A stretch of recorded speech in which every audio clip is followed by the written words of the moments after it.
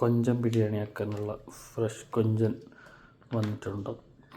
അത്യാവശ്യം സൈസുള്ള ഡീവൈൻഡ് ആയിട്ടുള്ള കൊഞ്ചാണ്. ജസ്റ്റ് മസാല വരട്ടിയാൽ മാത്രം മതി.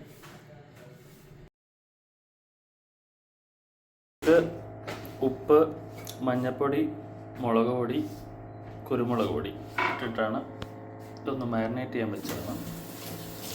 പിന്നെ ഇതിലോട്ട് കുറച്ച് തൈര് ഒഴിച്ചു. ഇനി ഒരു അരമണിക്കൂർ നമ്മളിതിന് വേണ്ടി വെയിറ്റ് ചെയ്യും. അതിൽ നമ്മൾ 2 ഗ്ലാസ് ജീരകശാല അരി ഒന്ന് കഴുകി വൃത്തിയാക്കി എടുക്കുന്നുണ്ട്. ബിരിയാണി ഉണ്ടാക്കാൻ ഉപയോഗിക്കുന്ന അരി എന്ന് വെച്ചാൽ ജീരകശാല അരിയാണ്, ഡബിൾ ഹോസിൻ്റെ ആണ്. റോസ് അരിയാണ് ഏറ്റവും ബെസ്റ്റ്. അതിവിടെ കിട്ടാനില്ല.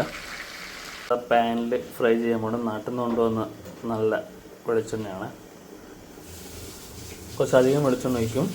ബിക്കോസ് നമ്മൾ ഇതേ വെളിച്ചെണ്ണ തന്നെയാണ് നമ്മൾ ബിരിയാണിയുടെ മസാലയ്ക്ക് വേണ്ടി ഉപയോഗിക്കുക.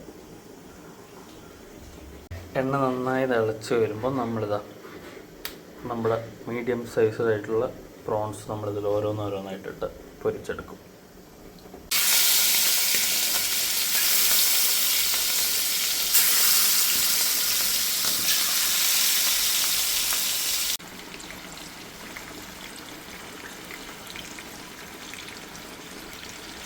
ഓൾമോസ്റ്റ് ഇതിൻ്റെ കളറൊന്ന് മാറി വരുമ്പോൾ നമ്മളിത് അടുത്ത സൈഡ് ഇട്ടിട്ട് പൊരിക്കണം കേട്ടോ. കൊഞ്ചന് അധികം വേവില്ലാതൊരു സാധനമാണ്, പെട്ടെന്ന് തന്നെ ആവും. അത് ഫ്രൈഡ് ആയിട്ടുള്ള കൊഞ്ചൻ നമ്മളെടുത്ത് മാറ്റി വെച്ചിട്ടുണ്ട്. ഒന്ന് എണ്ണയൊക്കെ പോകേണ്ടിയിട്ട് നമ്മൾ ടിഷ്യൂ എടുത്ത് വെച്ചിട്ടുണ്ട്. അപ്പോഴേക്കും നമുക്ക് മസാലയുടെ സാധനങ്ങൾ റെഡിയായി. അത് ഓൾമോസ്റ്റ് സാധനങ്ങളൊക്കെ മേലെ കട്ട് ചെയ്ത് വെച്ചിട്ടുണ്ട്. ഇവിടെ ഇതാ ഉള്ളി, തക്കാളി, പിന്നെ മസാലയ്ക്ക് വേണ്ടിയിട്ടുള്ള ചെറിയ ഉള്ളി, വെളുത്തുള്ളിയും പച്ചമുളകും. നമ്മളിത് മിക്സിയിൽ അടിച്ചിട്ട് ഒരു പേസ്റ്റ് രൂപത്തിലാക്കിയിട്ടാണ് ഇടുക.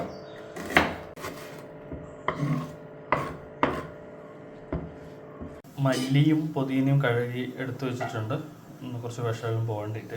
ഫ്രൈ ചെയ്ത അതേ വെളിച്ചെണ്ണയാണ് ഇപ്പോൾ ഒഴിക്കുന്നത്. അതിലാണ് നമ്മൾ സവാള ഫ്രൈ ചെയ്യാൻ പോകുന്നത്.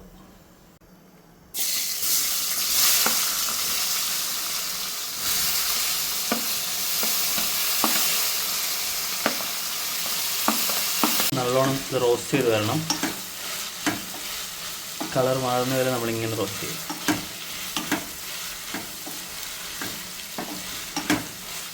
നമ്മളിതിലോട്ട് കുറച്ച് ഉപ്പിടുവാണ്. ഈ വെളുത്തുള്ളി, പച്ചമുളക് ചതച്ചത് നമ്മൾ ചേർക്കുകയാണ്.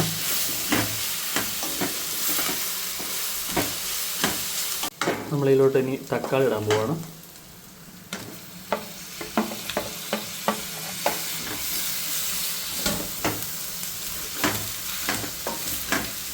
ഇതിലോട്ട് ഇടാൻ പോകുന്നത് ഇവിടെ തന്നെ നന്ദിനിയുടെ തൈരാണ്. ഇതധികം പുളിയൊന്നും ഇല്ലാത്ത സാധനമാണ്, വലിയ കുഴപ്പമില്ല.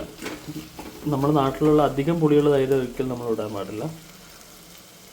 അതിലിട്ടനി കുറച്ചുകൂടി ഉപ്പ് കുറവാന്ന് പറഞ്ഞാൽ കുറച്ചുകൂടി നമ്മൾ ഉപ്പിടുന്നുണ്ട്. പിന്നെ നമ്മൾ ഇടേണ്ടത് കുരുമുളകാണ്. കുറച്ചുകൂടി ഇടാം.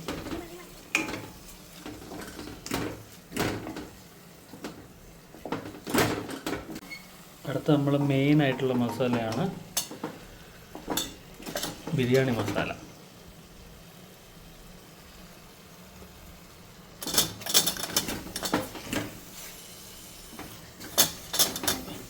ഒരു 2.5 സ്പൂൺ. നമ്മുടെ മസാല ഓൾമോസ്റ്റ് ആയിരിക്കുന്നു. നമുക്ക് ഇതിലോട്ട് ഇനി മല്ലി, പുതിന ഇല പ്ലസ് നമ്മുടെ കൊഞ്ചനാണ് ഇടാൻ ബാക്കിയുള്ളത്. നമ്മളതിലോട്ട് മല്ലി, പുതിന,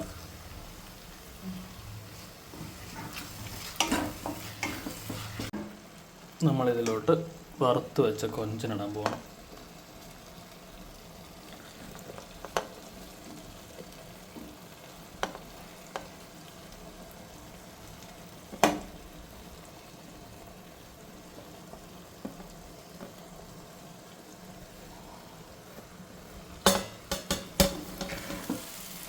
ഇനി ഈ മസാല നല്ലോണം ഈ കൊഞ്ചലിന് പിടിക്കുന്ന വരെ നമ്മളൊന്ന് അടച്ചു വെച്ച് കഴിക്കണം. ഒരു 2 മിനിറ്റ്. നമ്മൾ മസാല ടേസ്റ്റ് ചെയ്ത് നോക്കി, അടിപൊളി ടേസ്റ്റാണ്. എന്താ നല്ലോണം ഈ മസാല നമ്മൾ ചെമ്മീനിൽ പിടിച്ചിട്ടുണ്ട്. ഓൾമോസ്റ്റ് മസാല റെഡിയായി. മസാല മാറ്റി വെച്ചിട്ടുണ്ട്. അപ്പോഴേക്കും നമ്മളിനി സോക്ക് ചെയ്ത് വെച്ച അരി ഒരു അരമണിക്കൂറായിട്ടുണ്ടാവും. അതെടുത്ത് വെച്ചിട്ടുണ്ട്. 2 ഗ്ലാസ്സാണ്.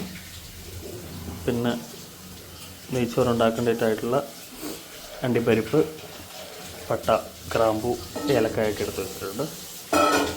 ഗ്ലാസ് അരിക്ക് നമ്മളിനി 4 ഗ്ലാസ് വെള്ളം ചൂടാക്കണം. നമ്മളത് ചെയ്യാൻ പോവാണ്. അതിനുശേഷം നമുക്ക് കാണാം. നമ്മളിതിലോട്ട് നെയ്യ് ഒഴിക്കുകയാണ്.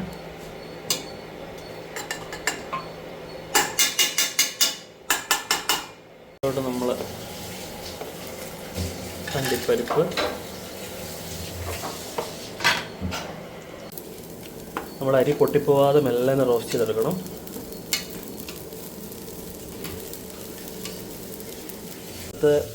എളുപ്പത്തിന് വേണ്ടി ഒരു വിസിലാണ് വെക്കുന്നത്. അല്ലെങ്കിൽ ഒരു 6-7 മിനിറ്റ് കുക്ക് ചെയ്താലും മതി. പക്ഷേ എങ്കിലൊക്കെ പോയിട്ട് നമ്മൾ നെയ്ച്ചോറ് നന്നായി വന്നിട്ടുണ്ട്. പാരലിൽ നമ്മൾ ആ സമയം ചമ്മന്തിയും പപ്പടമൊക്കെ ഉണ്ടാക്കി.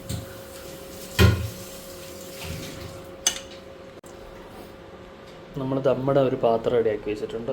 അപ്പോൾ അതിലോട്ട് ആദ്യം നമ്മൾ റൈസ് ഒരു ലെയർ ഇടും. നമ്മൾ ഒരു ലെവല് റൈസ് ഇട്ടു. ഇനി നമ്മൾ അതിലോട്ട് മസാല ഒരു ലെയർ ഇടാൻ പോവാണ്. നമ്മൾ സൈഡിലോട്ടാണ് മസാല ഇടാൻ പോവുക. അങ്ങനെയാണെങ്കിൽ പെട്ടെന്ന് നമുക്ക് എടുക്കാൻ പറ്റും. ഫുള്ളായിട്ടിടില്ല, നമ്മളൊരു സൈഡിലോട്ടിടും. നമ്മളിതിലോട്ട് ഇനി അടുത്ത ലെയർ ചോറിടും.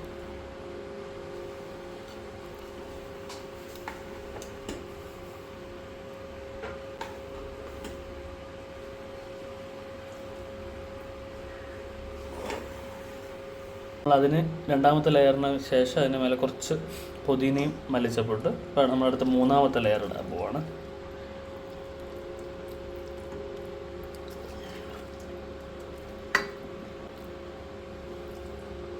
മൂന്നാമത്തെ ലെയറായി. ഇനി നമ്മളതിലോട്ട് ഇടും.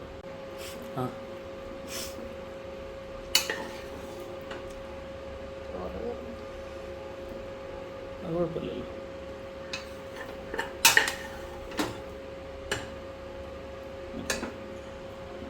നമ്മളത് അടുത്ത ലെയറിലോട്ട്, ലാസ്റ്റ് ലെയറാണ്, അതിൽ കുറച്ച് മസാല ഇട്ട്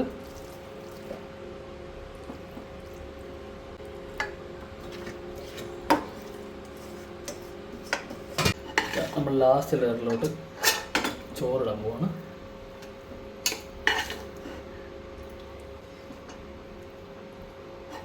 നമ്മളതിൻ്റെ മേലെയായിട്ട് കുറച്ച്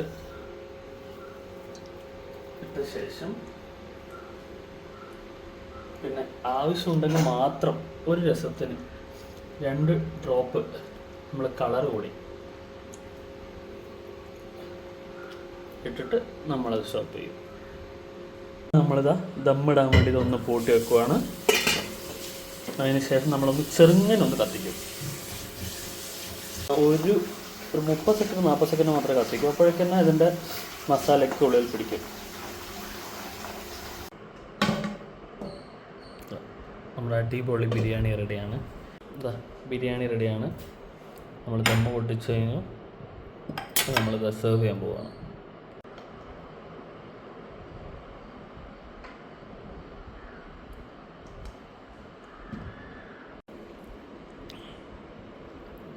നല്ല മസാലയൊക്കെ ആയിട്ടുണ്ട്. കുറച്ച് ചമ്മന്തിയൊക്കെ കൂട്ടി കഴിക്കാം.